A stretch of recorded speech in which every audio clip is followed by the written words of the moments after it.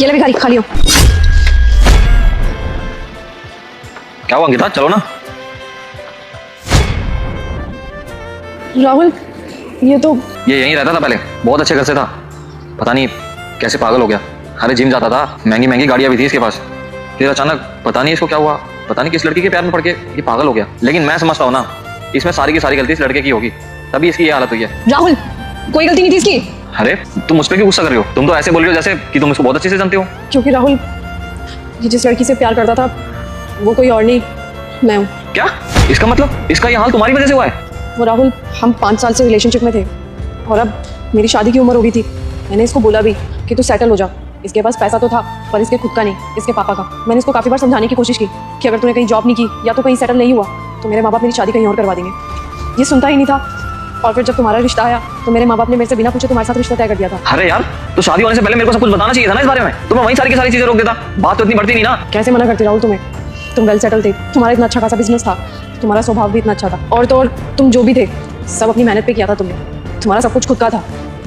इसलिए मैंने इसे मना करके तुम्हें हाँ कर दिया। मतलब तुम्हारी नजरों में प्यार से ज्यादा पैसों की अहमियत है अंकिता? राहुल, मैं ये नहीं कह रही कि प्यार इंपॉर्टेंट नहीं होता, लेकिन अगर लॉजिकली देखा जाए तो पैसा जीवन में ज़्यादा महत्व रखता है। आजकल शादियाँ भी तो इसी बेसिस पे होती है ना। राहुल, तुम एक बात सोचो, कल को हमारी बेटी होगी तो हम अपनी बेटी की शादी ऐसी किसी घर में थोड़ी करवा देंगे जो लड़का कमाता ना हो, जो स्टेबल ना हो। मैं मानता हूँ अंकिता, जो भी तुम बोल रही हो सच बोल रही हो, लेकिन उसने वक्त मांगा था ना तुमसे, क्यों नहीं दिया उसे वक्त? लेकिन अब मैं तुम्हारे साथ खुश नहीं रह पाऊंगा अंकिता, क्योंकि मुझे समझ में आ गया है कि तुम प्यार से ज्यादा पैसों को अहमियत देती हो। अरे कल को मेरे हालात ऐसे हो गए तो कल को तो तुम मेरे को भी छोड़ के चले जाओगी। अरे वो तो पागल हो चुका है, लेकिन मेरी तो इतनी बदनामी हो जाएगी तुम सोच भी नहीं सकती। राहुल, क्यों गड़े मुर्दे उखाड़ रहे? मैं शराब देती हूँ तेरी माँ मर जाएगी। अगर आपने वीडियो को लाइक और चैनल को सब्सक्राइब नहीं किया तो मैं मानती हूँ कि इसकी हालत की जिम्मेदार सिर्फ और सिर्फ मैं हूँ, लेकिन इसका मतलब ये नहीं कि सारी की सारी गलती मेरी थी।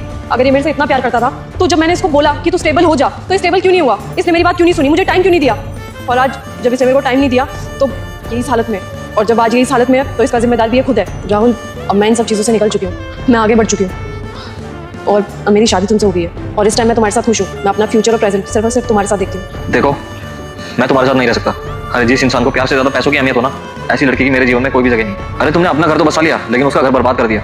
सोचा उसके माँ बाप कैसे जी रहे होंगे अभी, उसकी हालत देखे रह भी पाते होंगे कि नहीं? इसकी ये हालत की जिम्मेदार ना अंकिता सिर्फ और सिर्फ तुम हो। राहुल, तुम मेरे साथ अब ऐसा कैसे कर सकते हो? हमारी शादी हो चुकी है, इसका मतलब तो मैंने बहुत बड़ी गलती कर दी तुम्हें अपना पास बता करके। मेरे को अपना पास तुम्हें बताना ही नहीं चाहिए था। बताकर गलती नहीं की अंकिता, अच्छा हुआ जो तुमने अपने मुंह से बता दिया, वरना मेरे को कहीं और से पता चलता ना तो उसका परिणाम इससे भी बुरा होता। तुमने इसका ये हाल किया है अंकिता, लेकिन अब मैं इलाज करवाऊंगा इसका।